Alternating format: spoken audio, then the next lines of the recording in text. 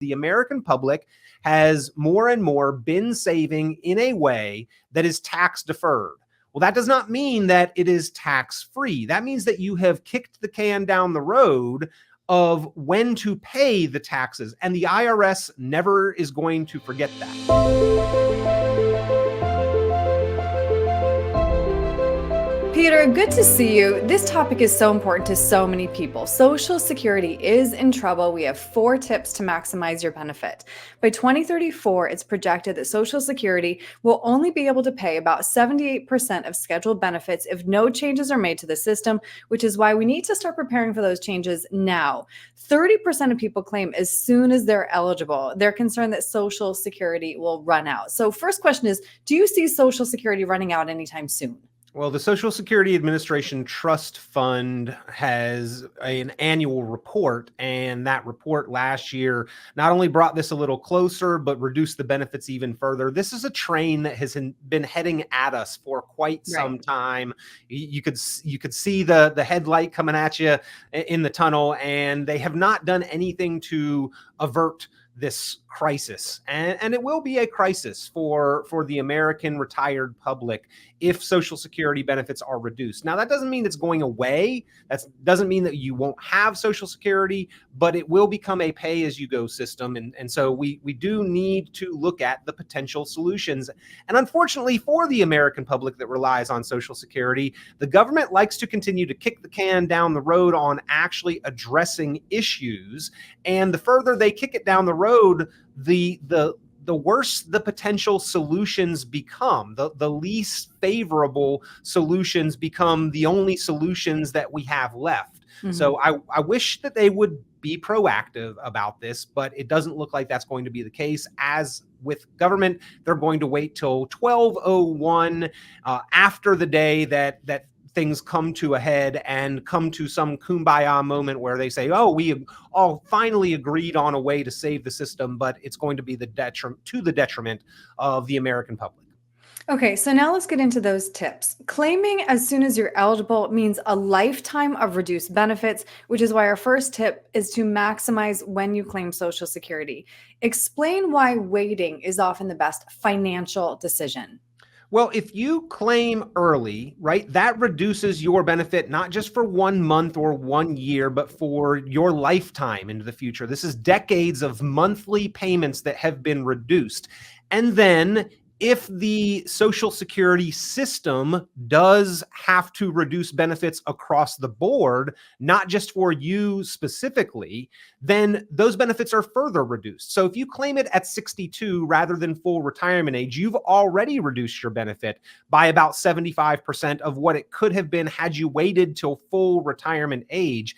And then if the system as a whole, not for just one individual, but for everyone, has to reduce benefits further to about 75%, then that is a double whammy in the wrong direction. So you really need to look at if the system is going to have problems intrinsically as a whole. Well, how do I put myself in the best situation within the problems that the system is going to have?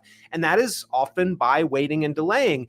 If instead of claiming early, we wait till full retirement age, now we've got 100% of our benefit. And if you delay further past that all the way till age 70, your benefit increases by about 8% per year. So at age 70, you'd have about 124% of your full retirement age benefit.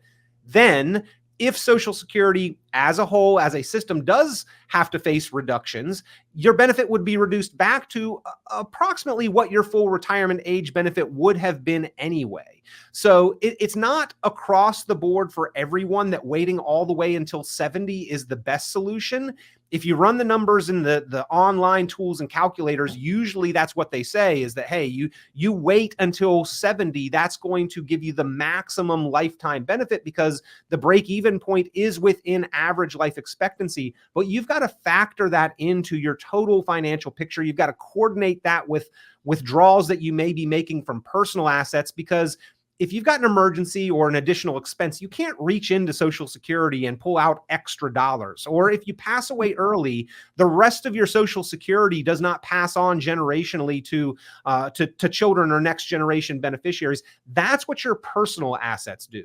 So you've got to factor in the withdrawals that you would make on your personal assets. What if you didn't have to make those withdrawals, and what kind of rate of return can you make on your personal assets when looking at when that break-even point is? But yeah, claiming at 62 versus full retirement age versus 70, this has a big implication in the total amount of lifetime benefits that you would receive. It's oftentimes several hundreds of thousands of dollars of a difference in swing that either comes from Social Security, you have to pull from your personal assets, or just isn't there at all. And I know of the three, which one I would prefer. Right. Changes to Social Security are almost guaranteed, which is why you need a retirement income plan that doesn't rely exclusively on Social Security. So tip number 2, diversify your retirement income. Yeah, and unfortunately, about 40% of the American retired public, Social Security is their only source of retirement income, no assets to speak of.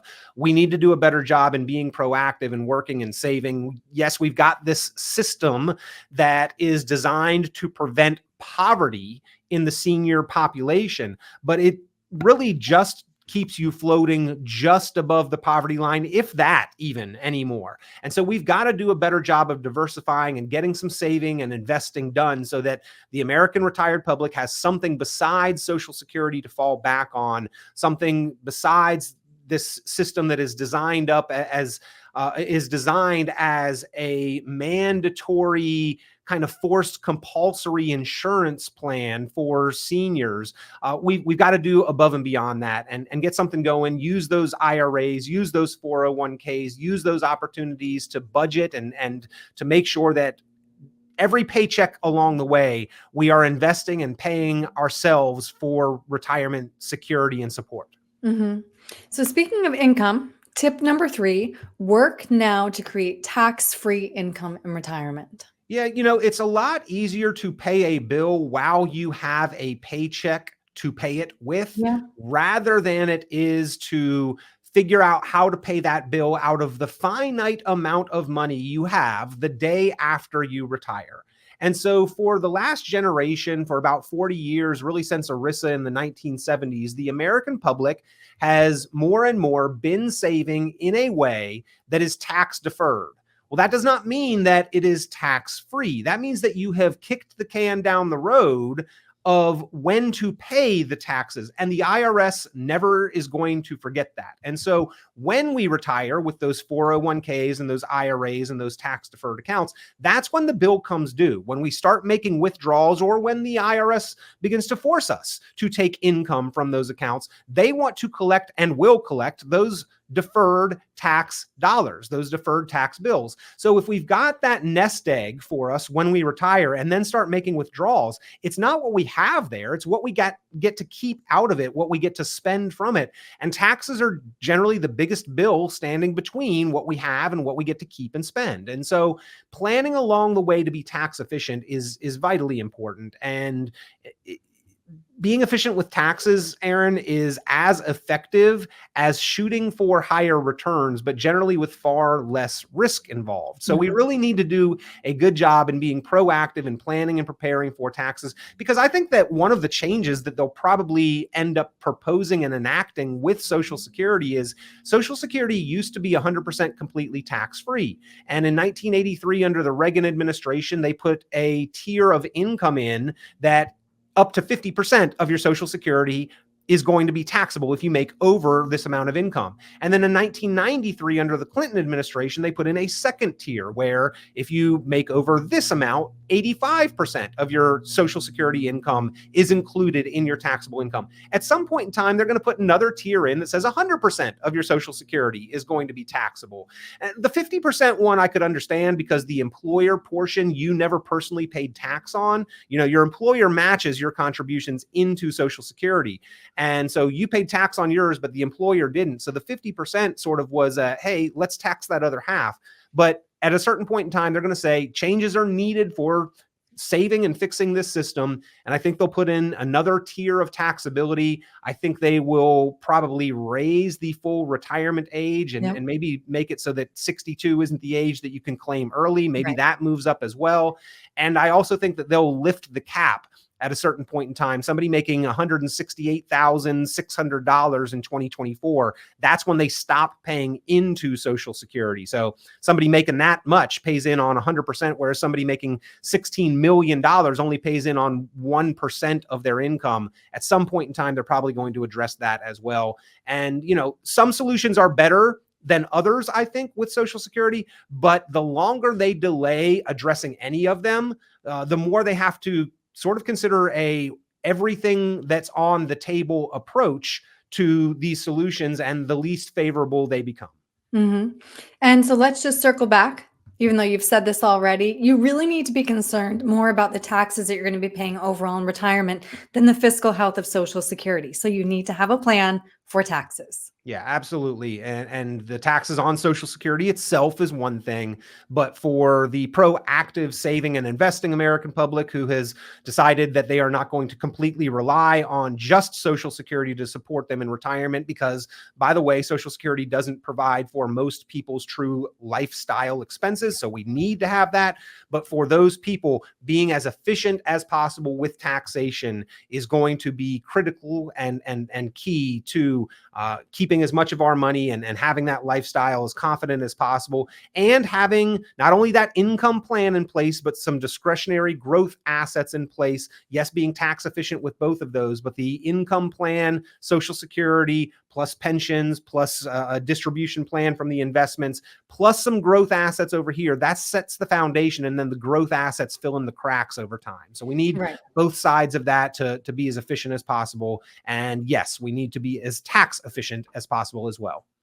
So much goes into this, Peter, but it can be one of the most important financial decisions you make in retirement. So if somebody would like to talk through all these claiming strategies with you, what's the best way to reach you? Well, we try to optimize our clients' retirement plan. We call it the optimized retirement plan, looking at income, investments, taxes, healthcare, and legacy. Social Security falls squarely into that first one, income. Everybody needs to have an income plan for retirement and an optimized plan for the rest of those factors. Give us a call if you'd like a complimentary strategy session to look over your situation, talk about your goals, and construct that optimized retirement plan for your financial future. 919-300-5886, 919-300-5886. You can email me, peter@richonplanning.com. Go online to the website. It looks like richonplanning.com, richonplanning.com. You can find great information and, of course, set a time on my calendar for a quick phone call or a complimentary review and strategy session. Great. Peter, thank you. Thank you, Erin.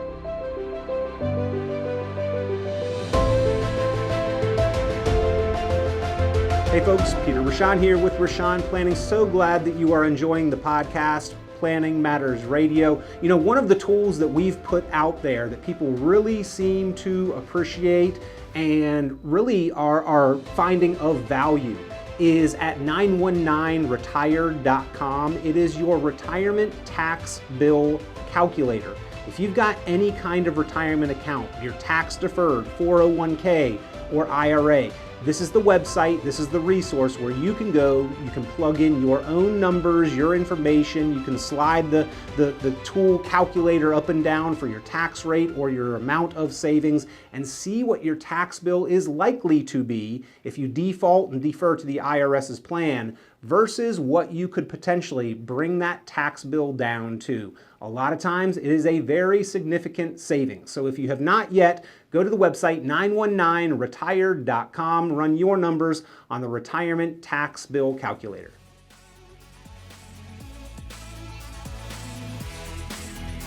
This has been Planning Matters Radio.